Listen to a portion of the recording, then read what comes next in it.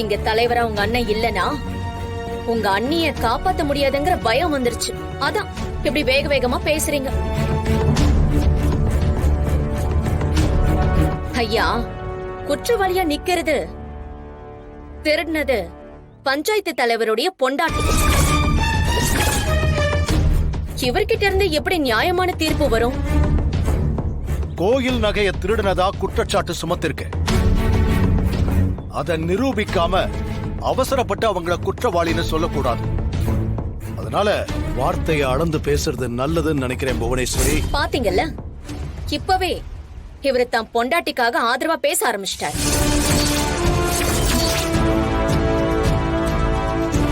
உங்க மனைவிய குற்றவாளின்னு சொல்லக்கூடாதுன்னு சொல்ற நீங்க குற்றவாளி இல்லைன்னு எப்படி இப்பவே சொல்ல முடியும்? இவர்கிட்ட இருந்து நியாயமான தீர்ப்பு வரும்னு எனக்கு நம்பிக்கை இல்ல.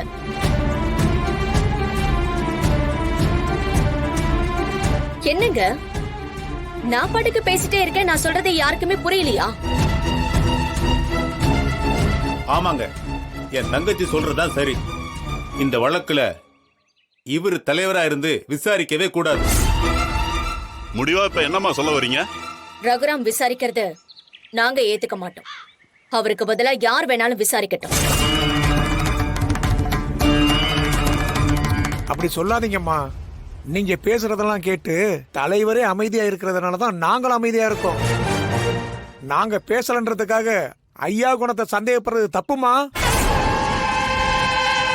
இந்த பாருங்க, சந்தேகம்னு வந்துட்டா பின்னாடி அந்த இடத்தை விட்டு கொடுக்க மாட்டேன்னு பிடிவாதமா இருக்கிறதுல அர்த்தமே இல்ல. அதுவே இன்னும் சந்தேகத்தை அதிகப்படுத்துது. ஐயா, விட்டா இவங்க பேசிக்கிட்டே தான் இருப்பாங்க. என்ன பண்ணலான்னு நீங்களே சொல்லுங்க ஐயா.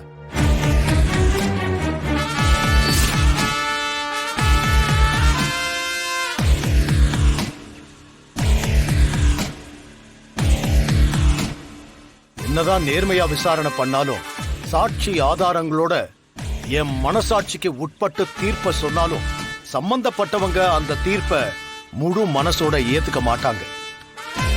அதனால ஏன் இடத்துல இன்னொருத்தர் விசாரிக்கிறது தான் சரியா இருக்கும்.